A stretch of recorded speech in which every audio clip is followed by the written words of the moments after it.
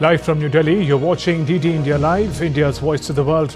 I'm Shubhendu Ghosh, coming up in the next 30 minutes. India's Prime Minister Narendra Modi returns home after concluding historic visits to Poland and Ukraine. Prime Minister reiterates India's willingness to contribute to facilitate early return of peace in the region. India's Defence Minister Rajnath Singh holds a bilateral meeting with US Secretary of Defence Llyod Austin in Pentagon, highlights various co-development and co-production opportunities in India. US independent presidential candidate Robert F. Kennedy Jr. ends his campaign for race to White House, endorses Republican Donald Trump.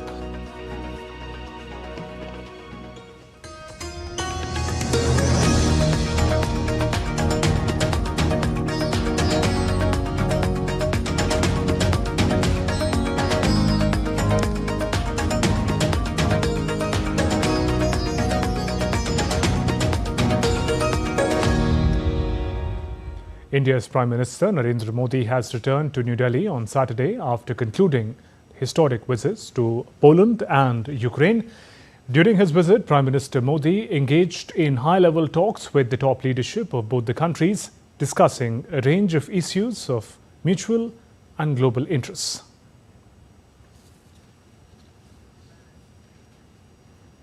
India's Prime Minister has successfully concluded his maiden visit for any top Indian leader to conflict-ridden Ukraine.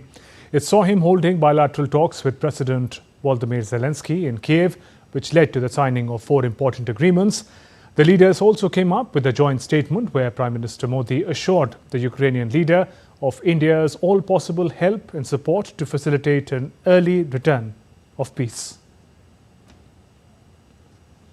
In a historic move, Indian Prime Minister Narendra Modi met Ukrainian President Volodymyr Zelensky in Kiev, marking the first ever visit by an Indian leader to Ukraine. The bilateral meeting held at the Mariinsky Palace, where Prime Minister Narendra Modi reiterated India's support for dialogue and diplomacy to restore peace and stability.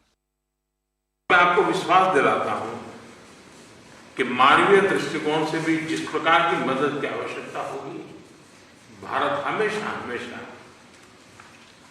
आपके साथ खड़ा रहेगा और 2 कदम आगे चलेगा. During his visit, Prime Minister Modi also toured the multimedia martyrologist exposition on children at the National Museum of History of Ukraine. Accompanied by President Zelensky, he was deeply moved. As a gesture of respect, he placed a toy in their memory and expressed his deep sorrow over the tragic loss of young lives. हमने जो दूसरा मार्ग चुना, वो दूसरा मार्ग है युद्ध से दूर रहने का. हम बहुत ही कन्विक्शन के साथ युद्ध से दूर रहे हैं, लेकिन इसका मतलब ये नहीं है कि हम तटस्थ थे. हम न्यूट्रल नहीं थे.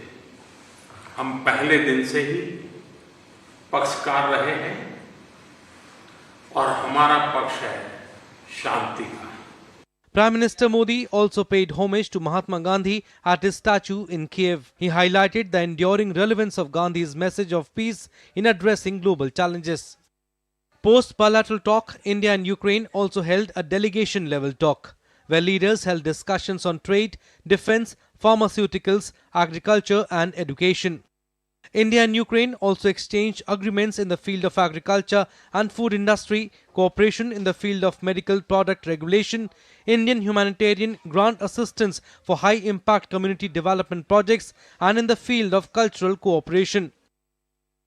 India is providing medical assistance to Ukraine, which includes indigenous portable hospital, Bhishma cubes and other medical equipments.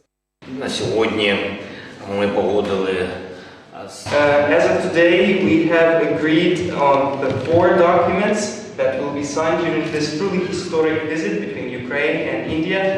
These are regarding the medical field, the agricultural cooperation, humanitarian dimension, and I am grateful for all of this, and I am happy to see you, Mr. Prime Minister, and glory to Ukraine.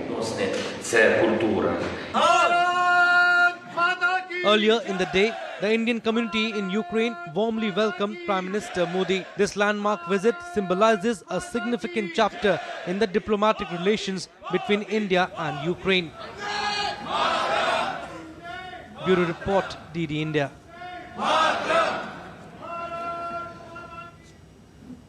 Prime Minister Modi's first stop was Poland. Poland and India have a strong connect that goes back to the days of Second World War. Around 5,000 Poles were provided refuge in India at Jamnagar and Kolhapur. Indian Prime Minister, on his visit to Poland, met the Polish refugees and paid his respects at the memorials. DD India correspondent Vishal Baristo travelled to Warsaw to bring you the story. With tears in her eyes, 98-year-old Maria fondly remembers her husband Waislaw Stipula. Waislaw passed away recently. Young Waislaw found refuge in Jamnagar. It was arranged by the Principality of Jamnagar in Gujarat. The memories of his childhood have been carefully preserved. Maria narrates, all the Polish children in the refugee camp would fondly call the Maharaja of Jamnagar Bapu, which means father. When Prime Minister Modi came to Warsaw to offer his respects at the Jamnagar Memorial, Maria got a chance to meet him. I was very nervous before meeting PM Modi, but when I saw him, I felt quite happy. I felt as if my husband was speaking to PM Modi through me. Maria is only 2 years away from celebrating 100 years of her life on this earth. The memories of her husband and the memories of his childhood, which he spent 4 years in Jamnagar and 2 years in Kolhapur, are still fresh in her heart and in her eyes. She remembers how when Gujarat was struck by a terrible earthquake, the Poles here, the Indian Poles they call themselves, they collected money and they donated that money to the Gujarat and the affected people. From here, we will go to the house of Hendensky, who is the survivor and who also spent his early childhood in the refugee camps of Jamnagar and Kolhapur. Driven from his home in Poland, Andres travelled with his mother and 2 siblings to India via Kazakhstan, Tehran, Karachi and finally reached Waliwade refugee camp in Kolhapur in Maharashtra, India. Andres goes down the memory lane through a collage of pictures. Now at 88, Andres remembers how the long and tiring journey to India snatched his mother and family from him. Andres lost his father, an army officer fighting against the Germans. And then it was the Principality of Kolhapur in India gave him shelter, love, care and education, all that a homeless orphan needs. In Warsaw, it was a great opportunity meeting the Indian Prime Minister Narendra Modi for Andres at the Kolhapur Memorial at Monte Cassino. Andres wishes that Narendra Modi's visit to Ukraine bring peace and harmony to the region. I wish PM visit to Ukraine bring peace. Andres is also the president of the Association of Indian Poles in Poland and is very proud and thankful of his Indian roots. Mr. Hendensky was only 5 years old when he reached Waliwade in Kolhapur. He spent 5 years there and the memories of his early school time are still fresh in his mind. All he wants is that the friendship between India and Poland should grow stronger and stronger. In 2013, when he visited that school, he was so happy and surprised to see that they were 17 in number and now the students have grown up to the numbers of more than 300. And this is what he wants, like friendship, like years, the love should grow. With cameraman Sanjeev in Warsaw, this is Vishal Baristo for DT India.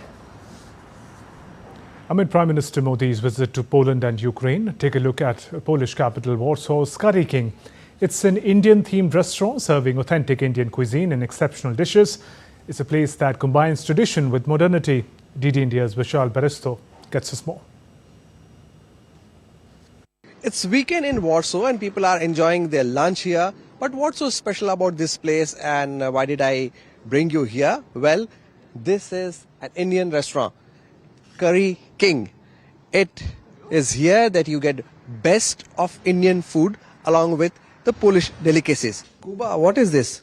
It is mango lassi. Mango lassi in Warsaw. Wow. Do you like it? Yeah, it's my favorite. This is called tikka masala. And some rice with it. I really like it. It's really good. One of my favorites, actually.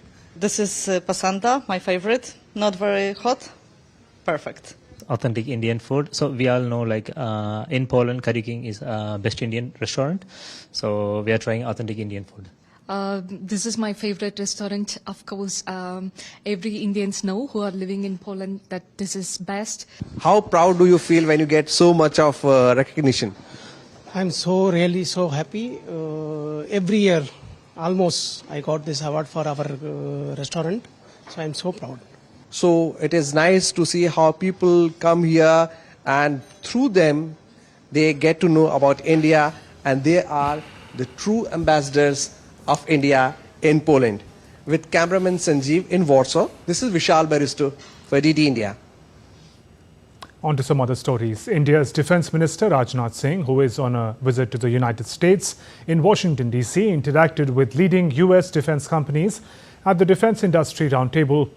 During the meeting, Rajnath Singh invited them to accelerate Make in India program towards achieving Atmanirbharta or self-reliance in defence sector. He met National Security Advisor of the United States, Jake Sullivan. The leaders shared perspectives on key strategic matters of mutual interest. India's Defence Minister Rajnath Singh on Friday met US Secretary of Defence Llyod Austin and reviewed and discussed ways to further deepen existing defence cooperation between the two countries. Our bilateral relationship has also seen a growing convergence of strategic interests and enhanced defence, security and industrial cooperation. Secretary Austin, our leaders share an excellent rapport and are working together on several global issues, apart from the vast and growing bilateral agenda. During his visit to Washington, D.C., two important agreements were signed to boost defence cooperation between India and United States. Defence Minister Rajnath Singh acknowledged the agreements that include security of supply arrangements and the agreement for positioning of Indian officers at key US commands. Those are path-breaking developments, according to him. Earlier in the day, Rajnath Singh visited the Arlington National Cemetery in Washington, D.C. and paid respects at the tomb of the unknown soldiers. US Secretary of State has approved a possible foreign military sale to the Government of India of anti-submarine warfare, sonar buoys and related equipment for an estimated cost of over $52 million. This proposed sale will support foreign policy and national security objectives of the United States by helping to strengthen the US-India strategic relationship and improving the security of a major defense partner, which continues to be an important force for political stability, peace and economic progress in the Indo-Pacific and South Asia region. The proposed sale will improve India's capability to meet the current and future threats by enhancing its capacity to conduct anti-submarine warfare operations from its MH-60R helicopters. India will have no difficulty in absorbing this equipment into its armed forces.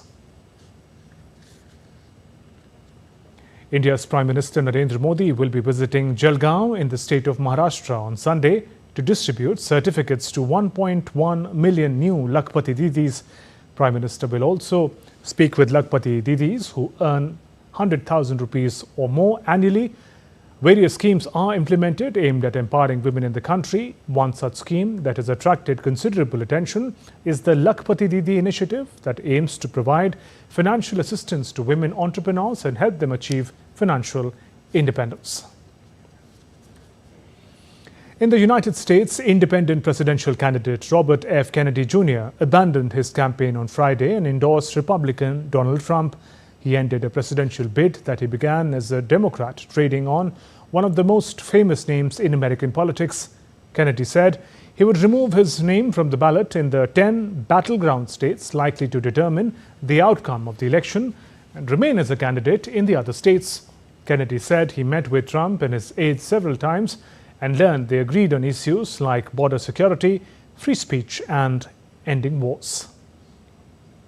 In my heart, I no longer believe that I have a realistic path to electoral victory in the face of this relentless, systematic censorship and media control. Oh, I want everyone to know that I am not terminating my campaign. I am simply suspending it and not ending it. My name will remain on the ballot in most states. If you live in a blue state, you can vote for me without harming or helping President Trump or Vice President Harris. In red states, the same will apply. I encourage you to vote for me. Meanwhile, former U.S. President and Republican presidential candidate Donald Trump thanked Robert F. Kennedy Jr. for his endorsement, calling him a great guy. We just had a very nice endorsement from RFK Jr., Bobby. But I just want to thank everybody, and I want to thank Bobby. That was very nice. That was really very nice. That's big. He's a great guy, respected by everybody. Ukraine is celebrating its Independence Day today. Independence Day in Ukraine commemorates the country's break from the Soviet Union in the year 1991.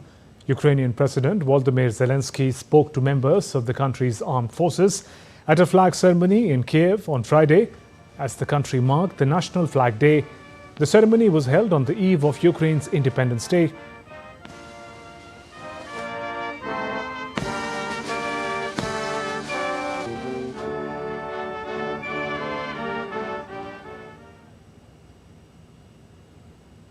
Ahead of the Ukrainian Independence Day, US President Joe Biden greeted President Volodymyr Zelensky on Friday and announced a new military aid package for the war-torn country. In the call with President Zelensky, Biden reaffirmed Washington's unwavering support for Ukraine. The $125 million aid package includes air defense missiles, counter-drone equipment, anti-armor missiles and ammunition. Washington has provided Ukraine with more than $50 billion worth of military aid since the outbreak of its conflict with Russia in 2022. And still to come on this edition of DD India Live. 3 people killed, another 4 seriously injured in a knife attack in German city of Solignan. Indian Minister Raksha Kardse visits hospital in Kathmandu to meet with injured of Nepal bus accident.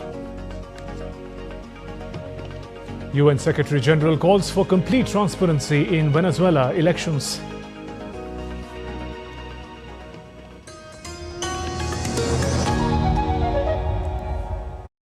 On the Voice of Global South this week, the Philippines stand up to China's bullying. An old, rusty warship of World War II vintage exposes chinks in the Chinese armor.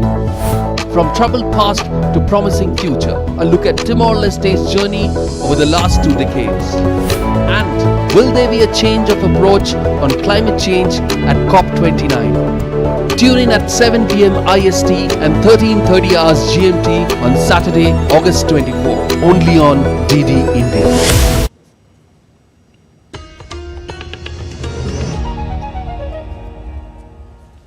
You're watching DD India Live. I'm Shubhendu Ghosh. An Indian passenger bus carrying 43 people veered off the road and plunged into a river in Nepal's Tanahun district on Friday, claiming the lives of 27 passengers. On Saturday, Indian Minister Raksha Kardse and Nepal's Home Minister Ramesh Lekak visited the Tribhuvan University Teaching Hospital in Kathmandu to meet the injured. A manhunt is underway after an attacker armed with knife killed 3 people and seriously wounded several others at a festival on Friday in the western German city of Solignan. German media have reported an unidentified man knifed passerbys at random. The attack occurred at the festival to honor the town's 650th anniversary. The lone suspect is on the run. Special police forces have been deployed to the active manhunt. The motive for the attack remains unclear. In the latest updates from Venezuela, United States, along with countries in Europe, Latin America, rejected the clarification by Venezuela's Supreme Court of Nicolas Maduro's presidential re-election on Friday. The deputy spokesperson at the State Department, Vedant Patel, said that the court ruling lacks all credibility and discussion should be held on respectful and peaceful transition.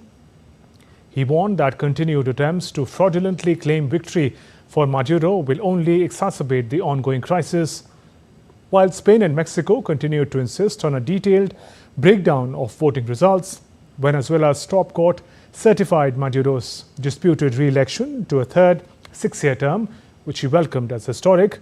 Further, Maduro has called for the arrest of former Venezuelan presidential candidate Edmundo Gonzalez. Meanwhile, Venezuelan Attorney General Tarek Saab said that Edmundo Gonzalez will be asked to testify about an opposition website where voting data is posted. In the coming hours, the citizen Edmundo Gonzalez Urrutia will be cited by this public ministry on the basis of the ongoing investigation, so he can give testimony about his responsibility, where he declares himself responsible for the web page which is usurping the virtue and the jurisdiction that only corresponds to the electoral authorities. He will have to answer. He will have to come. The public prosecutor's office has the competence to summon the accused in an ongoing investigation to advance in the investigations. The UN spokesperson Stefan Dujarric said that UN Secretary General Antonio Guterres continues to call for complete transparency and respect for human rights. The Secretary General takes note of the decision taken by the Supreme Court. We understand that the National Electoral Council has still not released the election results by polling stations. The Secretary General continues to call for complete transparency in that regard, and he reiterates his call for the full protection and respect of human rights and continues to urge all parties to resolve any electoral disputes through peaceful means. As part of anti-Naxal drive, India's Home Minister Amit Shah chaired an interstate review meeting in Chhattisgarh's capital Raipur on Saturday.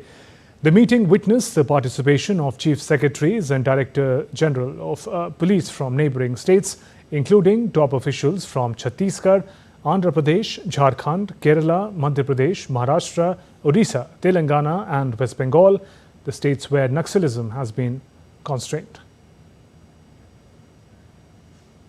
Some weather updates. Incessant rainfall has wreaked havoc in the northeastern state of Tripura. Lakhs of people are affected due to heavy rains, floods and landslide incidents. The troubles for the state are likely to escalate as Met Department has forecast very heavy rains over Tripura in the next 6 to 7 days. A red alert has also been issued for the state on August 25th, forecasting extremely heavy rainfall. Rescue and relief operations are in full swing as Indian Air Force Mi-17 and ALH helicopters continue relentless efforts in relief operations, with NDRF personnel inducted into disaster-struck areas. Operating from Agartala, the helicopters airdropped over 4,000 food packets to stranded locals. A total of 28 tons of relief material has been airlifted till now for the flood-affected Tripura. Meanwhile, on Friday, Chief Minister Manik Shah visited the flood-affected areas of Udaipur in Gomati district, which have been severely damaged due to heavy rains. Also on Friday, the centre approved the release of Rs 40 crore for flood-hit Tripura. Taking stock of the situation, Home Minister Amit Shah assured that the centre will provide all assistance to the people in the state. Sarang, the display team of the Indian Air Force, is on its way to the first edition of the Egypt International Air Show. The Indian Air Force contingent, with its 5 ALH Mark I helicopters, have been airlifted by C-17s. The air show will take place at the Al Amin International Airport from September 3rd to 5th. The Sarang team, flying the indigenous Dhruv ALH helicopters, represent the spirit of Atmanirbharta, self-reliance, and showcase India's aviation excellence. The two-day global Mothamez Murugan conference was inaugurated in the southern state of Tamil Nadu in India. The conference aims to bring together Muruga devotees and thinkers from across the globe. In sports, Indian cricketer Shikhar Dhawan announced his retirement from domestic as well as international cricket on Saturday, bringing an end to a 13-year-long illustrious career. Dhawan last played for India in the ODI series against Bangladesh in December of 2022 before losing his place to Shubman Gill. 38-year-old shared a long video message for his fans on social media handles, thanking them for their love and support throughout his career. Dhawan scored 10,867 runs from 269 appearances, including 24 centuries, 55 half-centuries. It remains one of the linchpins of India's batting over the last decade. That's all for this edition of DD India Live. Let us know your thoughts on the news of the day. For those on the go, you can get all the latest news and updates from India and across the world on DD India mobile app. The app is available on both Android as well as iOS platforms. Scan this QR code on your screens to download now. We'll be back with more news as it breaks here on DD India. I'm Shubhendu Ghosh from all of us here in Delhi. Thanks for watching DD India Live. Namaskar.